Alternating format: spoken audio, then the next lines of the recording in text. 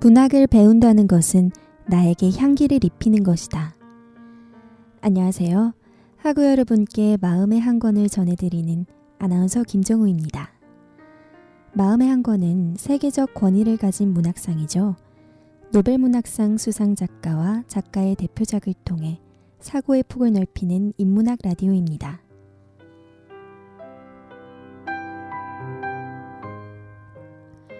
스칠 때는 그렇게 절실하더니 지나고 나면 한낮 바람이었다.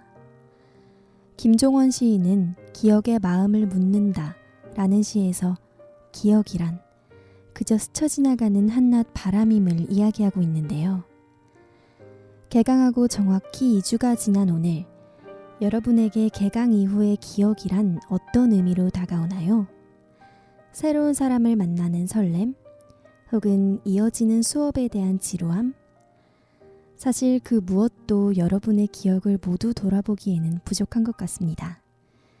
그렇다면 오늘의 작가 헤르만 헤세에게 학창시절이란 어떤 기억으로 남아있을지 그의 자전적 소설인 수레바퀴 아래서를 통해 반추해보도록 하겠습니다. 그럼 먼저 노래 한 곡 듣고 저자 헤르만 헤세의 삶을 들여다보죠.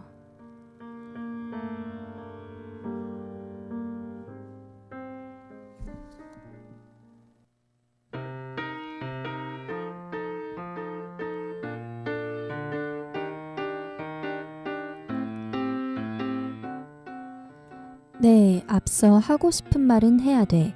안 그러면 정말 병이 돼. 라고 말하는 우유의 테디베어 라이스를 들으며 말을 매개로 표현하는 것의 중요성을 느껴볼 수 있었는데요. 문학 역시 자신이 가진 생각을 언어의 창을 통해 그려낸다는 점에서 한 인간이 하고 싶은 말을 하는 하나의 방식이 아닐까 싶습니다. 이러한 맥락에서 헤르만 헤세는 세상을 그려나가는 열정이 남다른 작가가 아니었나 싶은데요. 헤세의 어머니께서 그에 대해 이 아이는 감당할 수 없을 정도의 지력과 굳은 의지를 가지고 있다 라고 말한 일화는 억누를 수 없을 정도의 창조의 열정을 가진 헤세의 어린 시절을 가장 잘 보여주고 있습니다. 하지만 이렇게 재능을 가진 헤세에게 장래란 그저 확실하게 정해져 있는 단 하나의 좁은 길이었는데요. 왜냐하면 그가 놓인 환경에서 부유하지 않은 부모에게 자란 재능 있는 아이는 시험에 합격하여 신학교에 입학한 뒤 후에 목사가 되는 평탄하고 안정된 진로를 향했기 때문입니다. 이렇듯 헤세는 정해진 길을 따라 시험에서 차석으로 합격하고 신학교에 입학하지만 시인이 되고자 7개월 만에 뛰쳐나오는데요. 이로 인해서 자살을 시도하고 신경쇠약에 걸려 치료를 받죠. 이 지점에서 이토록 명석하고 특별한 아이의 죽음을 그림자로 몰아간 것은 무엇일까 하는 의문이 생기는데, 이러한 헤세의 삶이 녹아들어간 소설이 바로 수레바퀴 아래서입니다. 인간은 미지의 산맥에서 흘러내리는 물줄기이며 길도 질서도 없는 원실입니다. 바로 내면의 변화를 주제로 오랜 작품 세계를 그려온 헤르만 헤세에게 가장 적합한 말이 아닐까 싶은데요. 수레바퀴 밑으로 그를 밀어넣은 현실의 무게와 짓눌려서도 지쳐서도 안 되는 죽음의 음영 아래서 흘러가는 한 인간의 이야기. 노래 한 곡 듣고 수레바퀴 아래서 감상해 보시죠.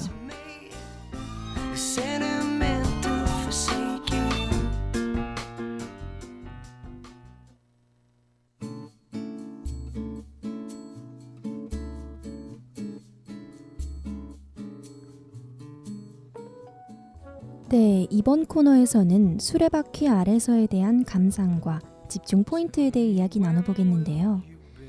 이 작품은 자전적 소설이기에 앞서 소개한 헤세의 삶을 바탕으로 하고 있습니다. 간단하게 소개하면 슈바츠발트라는 작은 마을에 재능이 풍부한 한스 기벤라트와 헤세 자신의 모습이 담겨있는 하일러, 두 소년의 이야기인데요. 전반적으로 명예심, 그리고 규격화된 인물을 만들려는 교육제도에 의해서 파괴되어가는 한 인간의 모습을 보여주고 있죠. 구체적으로는 19세기 말 당대 독일 사회의 억압적인 학교제도의 모순점을 비판한 소설이자 과도한 경쟁과 스트레스로 힘든 오늘날 우리나라 학생들에게도 공감을 불러일으키는 작품입니다. 그렇다면 학우 여러분들에게 학창시절이란 어떤 기억으로 남아있을지 궁금하네요.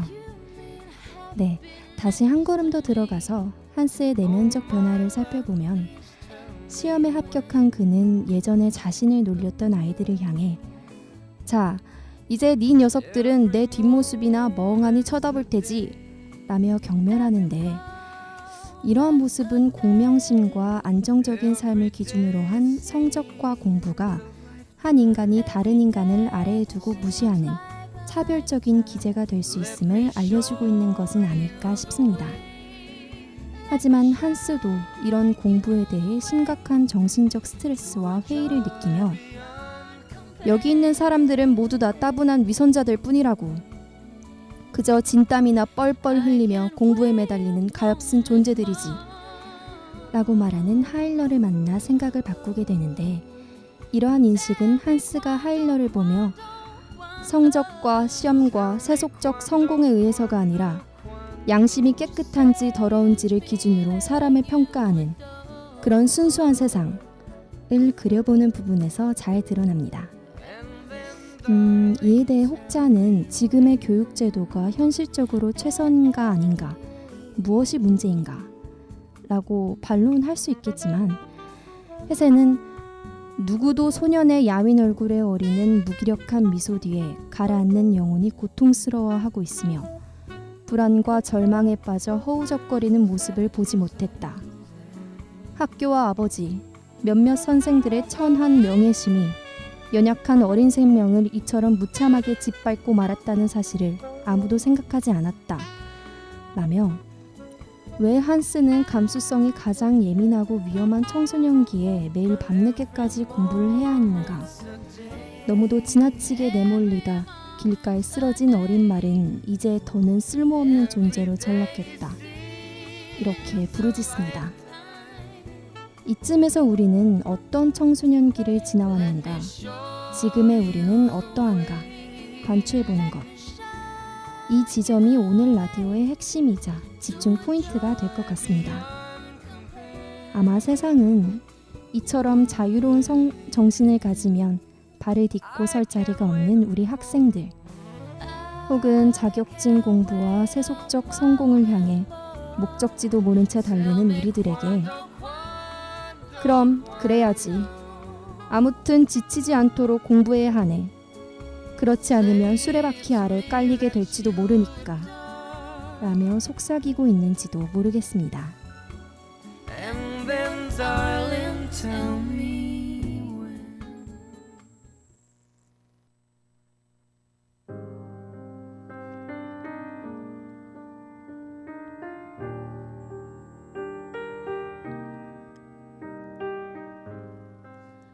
네, 오늘의 마음의 한 권, 헤르만 헤세의 수레바퀴 아래서 어떠셨나요? 이 소설을 한마디로 정리한다면 인간의 세속적 욕망과 제도교육의 수레바퀴에 깔려 죽은 한 소년의 비극적 삶을 다룬 이야기라고 할 수 있겠네요. 헤세는 이렇게 말했습니다. 우리 내면에 살아있는 유일한 존재를 제외하고는 어떠한 진실도 없다. 그것이 수많은 사람들이 이해할 수 없는 삶을 사는 이유이다. 그들은 현실을 위해서 그들 외면의 모습만을 잡으려 애쓰지만 세계는 결코 그들에게 모습을 드러내지 않는다.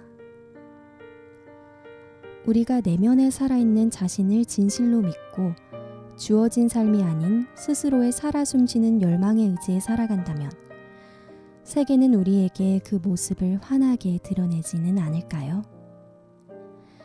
지금까지 제작의 김수민, 진행의 김정우, 기술의 박효인이었습니다. 감사합니다.